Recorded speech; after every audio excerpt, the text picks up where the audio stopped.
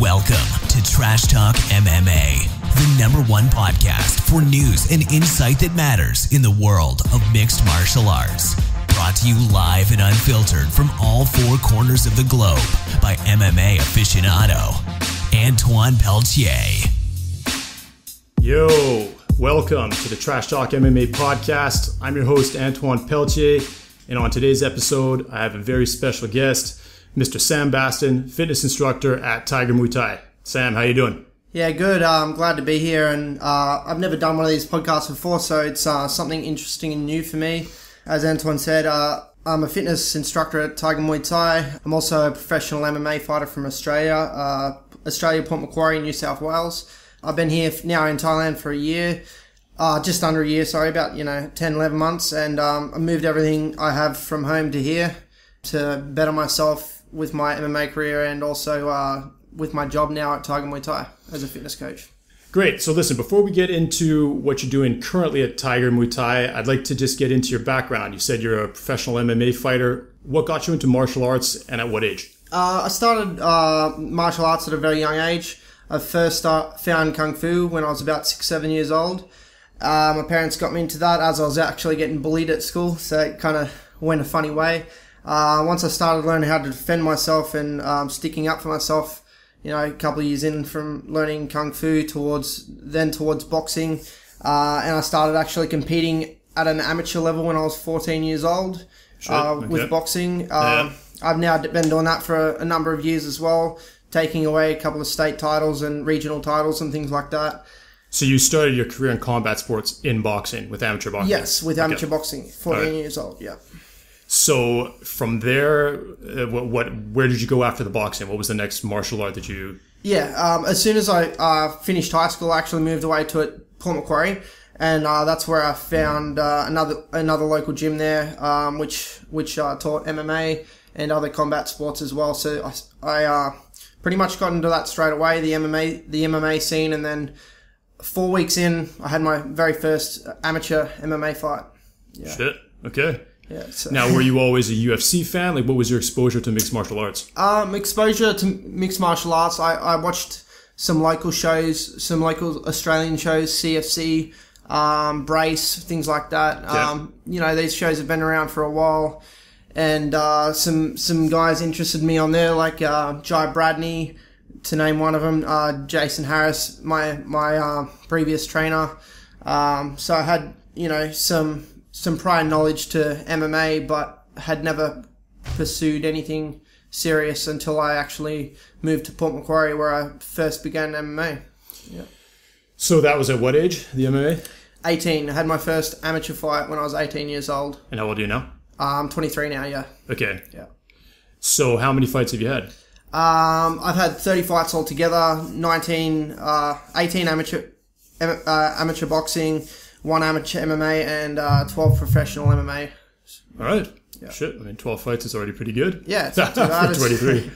Yeah. Okay. How did you fare? What's the record at? Yeah, I'm 6-6 as a pro. Okay. I hold an Australian title, Combat 8, which I took out with my last fight. I dropped to featherweight for the first time in my career. Okay. I dropped from 84 kilos down to 66 kilos, which is a very, very big drop for anyone to handle. But now that's my new weight class at featherweight, which I prefer. But again, 6-6 as a pro, but always looking to get into fights. I haven't competed in a year and a half. I've had a bit of a layoff due to some injuries and things like that. But what were the injuries? I broke my hand 3 times in 2013 and once in 2014. All during fights? Twice during fights, yeah, and twice during sparring. What were you throwing? Left jab, left hook, yeah. Shit, so you broke your hand on a jab? Yes, Damn. in a fight. That must be a good jab. That's crazy, man. So obviously you're now here in Thailand. You're a trainer at Tiger Muay Thai. How did the decision come about for you to leave Australia and to come out here? I wanted some new changes. I kind of was in a position back home where I thought I needed to make a change. Otherwise, I was just going to continue on the same path I was at, and that was not really getting the exposure that I could have potentially had. So that's why I chose to come to Tiger Muay Thai. I seen their advertisements all across Facebook, all across the internet, and well, there's so many Australians here. I mean, it's crazy. You know? For anybody who's never been out here, I mean, you come out to Phuket and there's Australians and Russians, you know. So it's interesting to see that. I don't think that there's such a big exposure. For example, you know, I'm from Canada, and I spent the last year traveling, but before that, I spent 6 years in Los Angeles, and I'd never really heard of Tiger Muay Thai, you know. That's it. I'm sure they probably want to change that. And I think now the fact that you're actually getting Tiger Muay Thai fighters in the UFC, that's going to bring a lot of exposure to what's already going on here, which is basically one of, if not the biggest training camp for martial arts in Thailand, with a majority of the people coming to train being foreigners. Yeah, that's correct. And as you said, like as of lately, there's a number of guys that are training out of Tiger Muay Thai that are competing in the UFC. And on top of that as well, we have guys like we had guys like George St. Pierre, Pat Cote, those type of guys that have been coming from Canada, you know, all around the world. Yeah, I was here last year when Cote was training. Yeah. Dude was hitting hard. It was funny. You could sit out there, you know, or just have a smoothie, and he was hitting the pads, and it was making a lot of noise. Yeah, he's a nice guy, interesting dude. Yeah, for sure. There's a lot of celebrity fighters that actually come through this camp. Yeah. Who have you had the pleasure of seeing come through here? Just recently, there's been a couple of guys that come through. Cyril Diabate was here just doing a seminar probably about a month ago now. Because he's retired, right? Yeah, he's retired now. But I mean, That's dope. So he was doing a seminar. Yeah, he just done a seminar here. That's cool. I like Diabate. Yeah, it's too bad. I think he never found his stride. He had some good fights in Pride. He had some good fights in the UFC, and he just couldn't put it all together. You know, it's interesting. There's some interesting French fighters that seem to struggle with advancing past that sort of B plus level. Yeah. You know, I think Czech Congo's stuck in that. Karl Amasu. Do you know Karl Amasu? No. He's a really interesting fighter in Bellator. Yeah. Very explosive. You know, a lot of those guys, they go for the kill, and Diabate was the same. You know, he never put on a boring fight, but you know, you kind of live by the sword, die by the sword type guys, right? Yeah, that's it. Yeah. So Diabate, Eddie Bravo was out here? Yeah, Eddie Bravo was here about 2 months ago now. Really awesome seminar. I actually attended that seminar. It was a fantastic seminar, all about the rubber guard. And that's his go-to move, as he says. And I think we had about 50 to 60 people here for the seminar. And it was only meant to go for about 2 hours, but it ended up running for about 4.5 hours. So he spent a lot of time here helping a lot of guys out. And I think a lot of people took away. That's cool. A fair vast of knowledge, you know, for that. What he came here to do. So when these guys come to Tiger Muay Thai, like Eddie Bravo or Diabate, to give a seminar, is this available to anybody who's staying in the facility at the time, who's training at the facility? This is available to anyone at all. That's you're just really walking off the street. If you pay to be there, you can be there. If you're staying somewhere on the street, like there's a couple other gyms around here. If you're staying anywhere, and obviously if you're staying on the street just for a holiday, even, and you can attend these seminars at any stage. You can just, you know, usually they're 1,000 or 2,000 baht, which is, what's 2,000 baht? It's about 50 US. Something it's not like that much to attend one of these seminars. Yeah, so that's another interesting thing about this place is that it's a big open outdoor gym in Phuket, Thailand, pretty much in the middle of a jungle that's slowly being chopped down. We can talk about that. I'm sure Will's going to want to talk about that. Will Elliott, who's the director of Tiger Muay Thai. I'm going to do a podcast with him very shortly as well. And he's been around for numerous years here and has I think a pretty interesting discourse about the evolution of this road. This road is called a Soi Tayed, and it's basically a strip of, I don't know, how long is it, half a mile? I mean, half a mile or so, and just littered with various martial arts training facilities and fitness facilities. So that's another thing we can touch on right now. You're an MMA fighter. You haven't fought in a while due to injuries. And you're now training as a fitness instructor. So one thing that's interesting about Tiger Muay Thai is you don't just have to come here to train martial arts. A lot of people like to come here and just train fitness. That's correct. And it's interesting in that on sort of one side of the facility, you have these old school Muay Thai trainers, many of them champions who've had hundreds of fights, training people in the very, you know, methodical and traditional way of Muay Thai. And then on the other side of the facility, you have a lot of, I guess you could say, more modern and Western fitness practices. That's correct. Yeah. What's your take on that?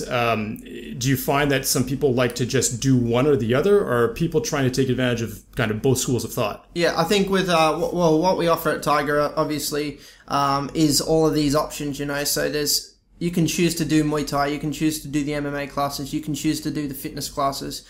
The vast of classes that are offered there anyone can choose to do anything at any time, and obviously with having coaches, John Priest is the head coach for the fitness department. There's myself, there's Andrew Wood, there's Ocean Bloom. We have the four instructors of us at the moment. Obviously, with the experience that we all have, Ocean Bloom and John Priest have been teaching fitness and been involved with fitness scene for almost 20 years for both of them. So. I'm only quite new to the fitness scene. I've been doing this for about 6 years now. So for me, being involved with such high level, I'm learning every day as an instructor as well. So yeah, we'll be getting John on the show probably tomorrow, and I have a really cool story about my experience with John. I trained with him exclusively for 10 weeks last year to get in the best shape of my life, and it was really a life altering experience. So yeah, I mean, there's world class, fitness talent and martial arts training. There's James McSweeney training striking. There's Roger Huerta training. I guess he's the head MMA coach. Yeah, that's great. Yeah. Brian Ebersol was out here for a while, and he'll be, he's always a big evangelist and ambassador for Tiger Muay Thai as well. So just a lot of familiar faces, a lot of celebrity faces. It's a cool experience to be able to just walk into a place, get in great shape, learn some Muay Thai, learn some self-defense, learn some MMA, and guess what? I mean, at the same time, it's kind of like being in LA, where you don't know who's going to come in, and if you're a fan of the sports, such as myself, it's a pleasure being able to meet these people in this experience where everybody's just at the same level. Everybody's there to train, get healthy, and have a good time. And that's it. And you meet so many amazing people at this location. You meet so many people from all across the world, with countries that I've never heard of before. And these people are here and they've got this similar mindset, and everyone's here for a goal to reach, whether it's to do with combat sports or whether it's to do with losing weight. Everyone here has a similar goal and everyone has a similar mindset, which, creates a really good atmosphere, and they welcome anyone here, and that's the best thing. They welcome anyone along here, and we're here to help people get there and achieve their goals. So as a fitness instructor yourself, do you have any particular qualifications? I mean, what brought you into this role? Did you just learn on the fly by being a fighter, or did you do do you have some education in that regard? Yeah. I've got obviously pretty educated. As soon as I finished high school, I went and got my degrees in personal training and fitness instructing.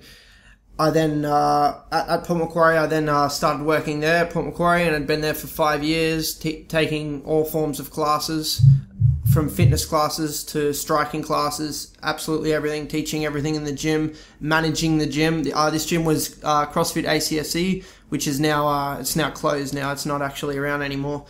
But, I learned everything through there, and I then... Once I moved to Thailand, I was only originally here for training, and I kind of fell into the role of teaching within the first 2 weeks that I was here. Excellent. Fell into a role of helping out. So did you come here as a tourist? Yeah, I came here to train. I just came here to have a holiday. Okay, you just came here to train. Okay, yeah. Exactly what I did. Yeah. So how did this opportunity for you to actually become employed through Tiger MT come about? Well, I was here, and when I originally came over... Who was working here at that stage? I'm just trying to remember who was working here. What was it, a year ago? Because, I mean, I was out here. I was literally out here a year ago. I came out Valentine's Day last year, and pretty much got here Valentine's Day this year. This was, roughly about 12 months ago now. Yep. So just under a year. So, I mean, John wasn't there. John wasn't here. He's only been here for 6 months now. So there was a couple of other instructors. Jenna... So, I mean, Aurora was teaching at that stage, yeah. There was a female, black dude with an afro. Yeah, and the female MMA fighter, I'm trying to remember her name. She's from Australia. She fought... Yes. I'm so bad with names. But I know who you mean. Yeah, well, I took her position. None of them are there. Yeah, because I'm friends with her from back home. I can't actually remember her name at the moment, but... Yeah, she came to me and said, "Look, I'm leaving back for Australia in the next 2 weeks. Would you possibly want to take over my role for a couple of months?" I said, "Yeah, no worries at all." And then she ended up saying, "I'm not coming back. I'm staying here for good." So I was here, and I just took her job, and it kind of just went from there. And right on. Yeah. It just all fell into place, And sometimes, I mean, that's sort of how I see myself, the way I've landed up in the position I'm at now. Sometimes you just gotta just get on a plane and go somewhere, man. And you just don't know what'll happen. I mean, you have an objective. I came here to train Muay Thai a year ago, but I didn't know how long I was going to stay, and I certainly didn't know where I was going to be a year from now. And here I'm back here, and I'm doing this. So it's just it's interesting. I think having traveled for like 15 straight months, it's interesting to see what life will throw at you if you just open some doors. I think a lot of people, they get really caught up in everything that they're doing. And I don't know, I think this was when I was meditating or something. One of these masters was saying, or I forget what show I saw it on, but when your cup is full, you basically can't put anything more in the cup. And sometimes you just have to empty the cup so you can put new stuff in it. And I think, not everybody has the ability to just leave what they're doing. But, I was unhappy in my career. I was unhappy in my personal life. I was unhappy sort of my health and et cetera. So I went very radical. But by emptying the cup, you can put a whole lot of new stuff in it, and it really changes your life forever, Yeah, that's it. Too many people sit there and they have a dream, and they never excel because they're scared of the unknown. I'd like to say scared of the unknown, scared of not knowing what's going to happen. But if you want changes in your life, you want personal changes, you want results, sometimes you have to open those doors. You have to step outside of that comfortable boundary and take the next step. Everybody will tell you that. It's all about getting out of your comfort zone. And it's so funny because it's as simple as doing something like your body fit class. Like, I've been doing it for the last couple of days, and there's certain exercises, like fucking hate burpees. You know what I mean? And you just don't want to do them. It's funny how there's certain exercises, but those are the ones that are going to give you the best progress. That's it. It's the same thing. Like, some people just be like, I don't like to run, so I'm just not going to do that part. But it's like, that's the part that you have to do. That's the part, because if you're not growing, you're dying. You know what I mean? And you're growing when you're doing something outside your comfort zone. So what are your ambitions as a fighter? You haven't fought in a while. How are your injuries going? You getting into fighting shape? What's the deal there? To be honest, after my injuries, I got really, really lazy, and I've still been lazy. So that's the dead honest truth. I try and get back into that routine of training again full time, and I just haven't got back into that routine. I haven't found that drive yet, but still fighting in the future is where I want to aim at. Is what I want to aim at doing. It just hasn't got me to where I need to at this stage. I just need to get that back, So there you go. That moves us back to the comfort zone thing. So have you gotten comfy with the fitness training, or is there? Do you? I mean, what's it going to take for you to get back? Yeah, it's just making. I guess it's just making that step of again stepping outside of my comfort zone and stop being lazy. Yeah. Oh, I know, man.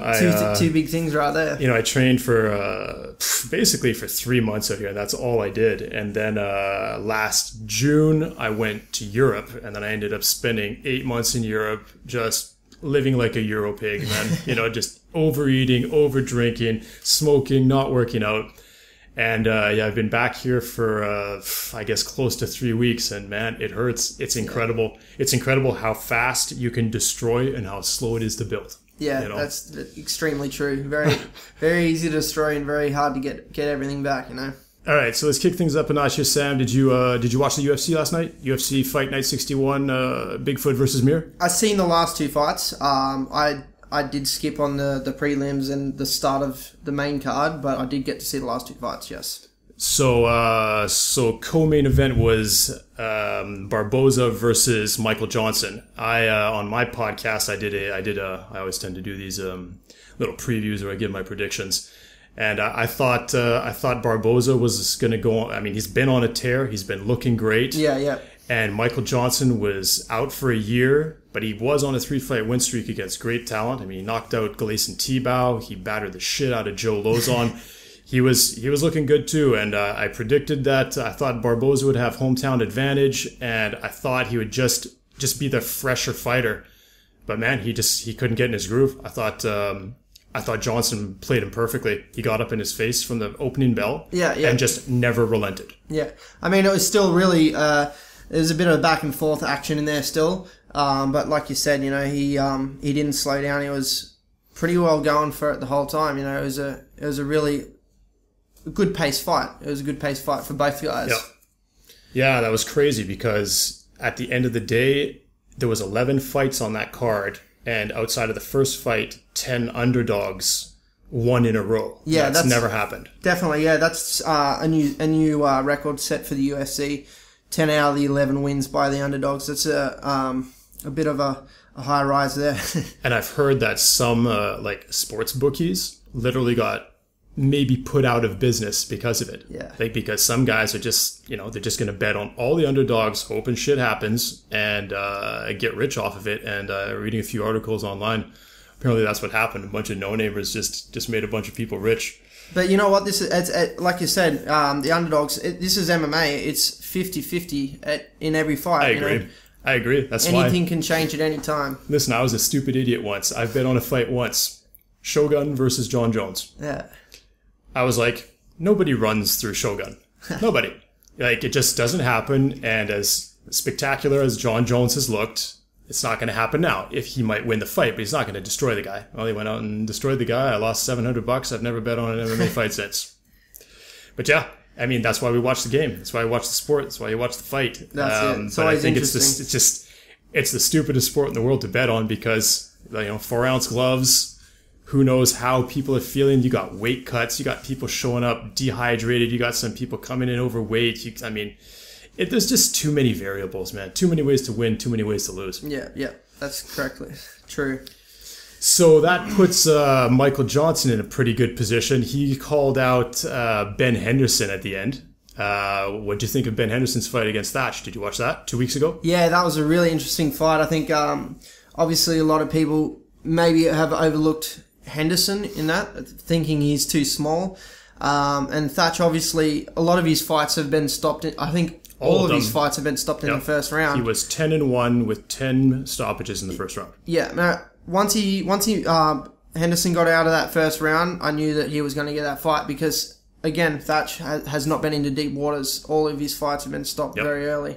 And I think, once he got out of that first round, I knew Henderson was going to get it just due to the fact of being an ex-champion as well and being in deep waters. Yeah, I was saying on my podcast, you know, I've had a sort of love-hate relationship with Bendo. I thought in the WEC that he was a fantastic fighter, the type of fighter that I like to watch. You know, his fights against Donald Cerrone were incredible.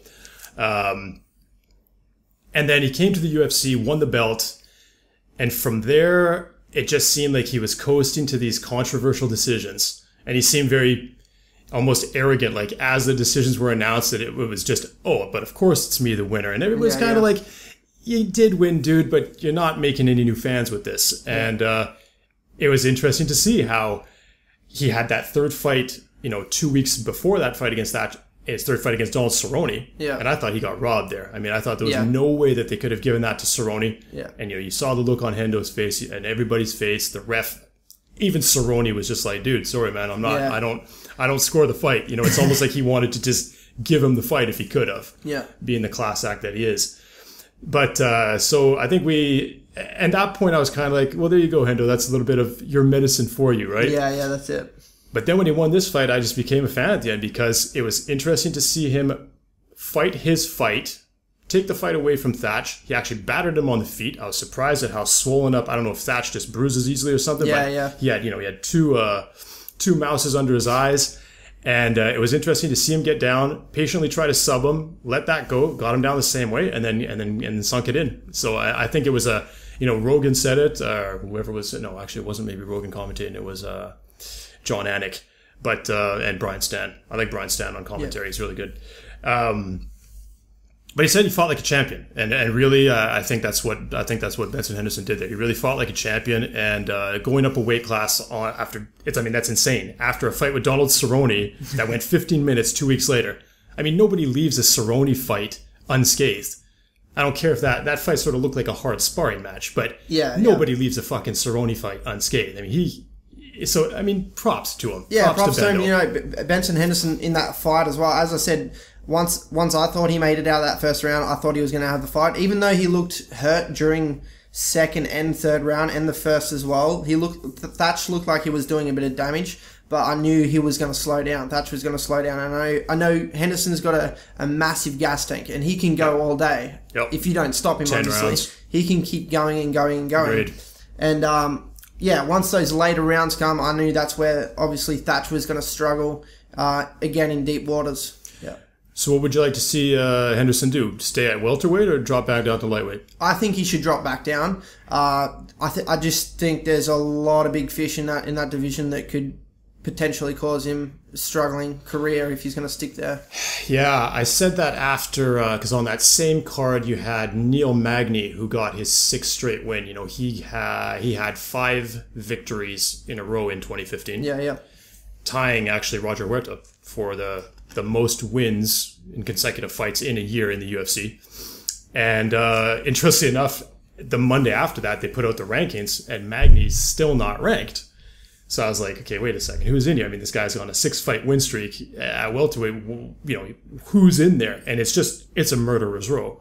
You know, the welterweight division hasn't been like this in a long time, but it's frightening. You look at the guys who are 15th, 14th. You know, it's guys like Gunnar Nelson and the Rick Stories and stuff like that. But I mean, you know, there's some serious, you know, and then you got other guys outside of it, like Jordan Mean, who just lost to Thiago Alves. I don't know if you saw that fight a few weeks ago. That was a good fight, but that dude is talented, man. Yeah. Mean is mean, dude. He was blasting Thiago Alves. I mean, and I can't believe he actually lost that fight. Props to Alves. Now they're saying he might fight Carlos Condit.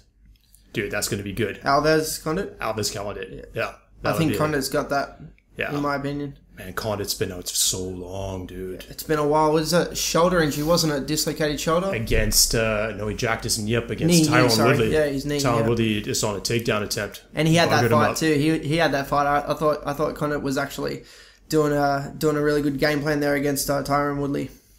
Tyrone Woodley's a stud too, man. Did you see in his last fight there against, what's his name? Gastelum. Yeah. Calvin Gastelum. He broke his foot in 4 places. I don't know if you saw the X-ray. Yeah, that I didn't know. Tyrone Woodley's foot. Just every single, everything except his pinky toe.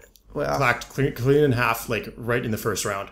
Yeah, that I didn't know actually. I thought, obviously, insane, if I would have known that, my opinion would be slightly different. But I think Tyrone Woodley is. His gas tank. He needs to work on that gas tank. Once he goes past that second round, he's struggling that third round every fight. He looked leaner. You know, normally comes in looking like almost like a mini Kevin Randleman, and like here he's looking like he's adapted his muscle better to his frame for MMA. But I like Woodley, man. He's no joke. I would not want to fight the dude, man. And Gastelum's no joke either. Listen, I mean, that was such a classy move by Woodley. He literally, you know, he gave him his fine back for coming in overweight. And just said, hey, listen, you know, none of you guys, none of us guys, like meaning guys like me, just fans who sit here and criticize, they have no idea what these guys go through. Just absolutely no idea what it takes to get into fighting shape, the injuries you sustain during your training, what it takes to cut weight, what it takes to rehydrate, and just to show up on that night. You know, it's like the Olympic Games, dude. It's like your fight is tonight at this time. Who knows if your mojo's on or off, you know? So props to Woodley too, man. I mean, he really showed up classy. I don't always like the guy, but I mean, that night again made me a fan. Yeah, a lot of people don't see the behind the scenes stuff. You know, a lot of the fans just see what's actually happening at that stage. They just see the fight, they just see the performance, but they don't see the deep rooted, like the things they have to go through every day. You know, for weeks on end, 7-8 weeks of cutting away, of eating this and eating that, just to try and stay lean, and the mental makeup that these fighters have to step inside that octagon in front of everyone once they've been through these enduring training camps. You know, like it's intense stuff these guys go through. What do you walk around at weight wise? I'm 84 kilos when I walk around, and as I said before, I dropped down to featherweight, so I dropped from 84 to 66, which is I think. So 80. What have you fought at? Like welterweight? Yeah, I was at welter so originally. You did welter, lightweight, featherweight. Lightweight, featherweight. Okay. Yeah, so 70 kg and 66 kg. Yep. Right. Yeah, it's an interesting debate. This weight cutting. I mean, there's just so many debates going on right now in the sport. Whether it's the PED usage, the weight cutting, the bad reffing, the bad judging. I mean, there's so many moving parts in MMA. I think I'm not even really sure it can ever get to the place that people expect it to be because it's just so volatile. You know? Yeah, I mean, that's the thing. There's always, nothing can ever be perfect, right? So you're always going to have these things that are happening with the refs during the fights and these guys that are trying to slip through the cracks with some performance-enhancing drugs. I think there should honestly be, like, bigger fines on the performance-enhancing drugs. This is probably the biggest impact that is set in play with the UFC at this stage, or with any MMA organization across the world, is guys that are, you know, jacked up on different types of steroids and things like that, and you know, PEDs or whatever they're using. I think this needs to be probably directed as one of the bigger sort of things to focus on at the moment. So I don't know if you've looked into what the UFC announced this week. Have you read? No, okay. So if you want, go to trashtalkmma.com. Yeah, go to my website, and I found two. I read a bunch of articles about it, but I found two. The first one is a pretty nice, comprehensive, and digestible sort of summary of what the UFC is wanting to put into practice. And then quite interesting, I found an article by a combat sports lawyer from British Columbia, Canada, who basically wrote up an article about the roadblocks or the potential roadblocks that the UFC is going to face putting these things together. Because, there's some very interesting things. Like, for example, they can test a fighter anytime, but how do you find the fighter? Like, what if you want to test him? Like, where physically is he? Yeah. What if he's off in Kazakhstan training? There's a whole bunch of different things that the UFC is going to have to put into place to... it's the out of competition testing here that becomes interesting. They vowed to test every single competitor on the night of, and then they vowed to test, I believe, every single main event tester and perhaps co-main event, if I remember correctly, outside of competition. Yeah. And it's all just randomly whenever they want. But there's a lot of logistics involved with that. Anyway, I don't want to get too deep on this because it's something that we're going to talk about a lot with John Priest. But there's a lot of dynamics going on, and it's interesting because as this year started and I sort of looked at where the UFC is, and you look at the plethora of events they're cranking out. There's literally a fight every single week now. The cards are littered with no-name fighters, and no disrespect to them, but that's the bottom line. It's like, I've been pointing this out. I'm sort of making it a routine practice to, whenever I get one of these non-pay-per-view cards, to look at the card on Wikipedia. Yeah. And quite simply, you can see how many relevant fighters or not are on there because there's a whole bunch of dudes that don't even have a Wikipedia page.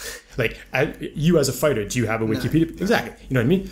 You're still a professional fighter. You have a record, and there's a history there. How do you keep track of your fights? Like, is there like some sort of database tracking in Australia for your fights? I think Sherdog's just the tracking device for anyone really at this stage. Yeah. That's all I've ever used. That's all I've ever seen my record on is just Sherdog. Yeah. Now, does it appear there out of your initiative, or does it just appear there after you've done a fight? You know what? I think a lot of fights actually don't show up on Sherdog. I think a lot of people are missing fights that have been on there. It must be almost impossible to do. Like, there's so many fights now. Yeah, that's it. It's crazy. There's fights all across the world, like all the time. Every country. Let's not even talk about like Muay Thai fights in Thailand, where they're just every single night you can see guys competing for peanuts and getting blasted. And that's a whole other talk too as well that you'll have on another day, because I've been going with fighters. I went with Marcel to his last fight down in Marcel Gaines is a South African fighter who's fighting for Tiger Muay Thai, a really good guy. And it's just wild. You go to these events and it's just everybody walks in the front door. Everybody leaves out to the front door. The guys are showing up. They don't even know who they're going to fight until maybe 15 or 20 minutes before the fight. They're getting their hands wrapped with no supervision whatsoever beside their opponent. It's hilarious. And yet at the same time, there's such a rawness and an honor system to it. There has to be. There has to be. Because literally guys could be slipping rolls of quarters into their fucking wraps. Yeah. But nobody does it. Everybody can wrap their hands however they want. Nobody inspects that, and guys go out and they just put on a show. There's a certain purity to it. Yeah, you know? I mean it's funny that because this is how amateur boxing in Australia actually is at this stage. There's a lot of just this rawness, and it's a good thing. It's not a bad thing. It builds character for these fighters. You know, like these guys are going, like you said, they're going in there competing for peanuts. These guys are fighting with their heart. You know, they're not fighting for a paycheck and this and that. So I think this separates guys from just wanting to fight for money and just wanting to fight, you know, for the reason of fighting and competition. Obviously, this brings out competition people and makes them test themselves in so many different ways. Yeah, I mean, and that's a great point. Everybody that I've met here, that I've talked to and trained with, I mean, they're all doing this out of a love for the sport. Yeah. Like, they're just put on earth to do this.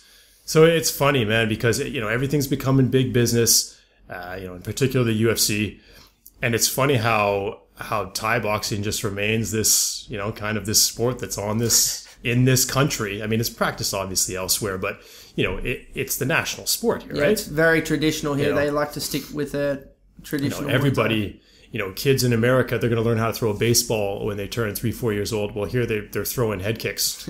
Kids, literally, I have footage that I'll be uploading to YouTube of 7 and 8 year old girls literally getting TKO'd. Yeah. You know, in fights. And I mean, you know, if you come from a certain background, you know, with a certain minimal education, and you look at that and you're like, these are children getting concussed, taking liver kicks, getting dropped flat, you know, face planting, and you're like, you know, it's crazy, man. Different type of lifestyle over here. Definitely. That's something that I've really brought away from my travels too, is there is no such thing as normal, man. There's just what happens wherever you are. You know, and correct. You know, That's true. People here, you know, I show up here as a Canadian and I'll go to these fights. I'll be like, what the fuck?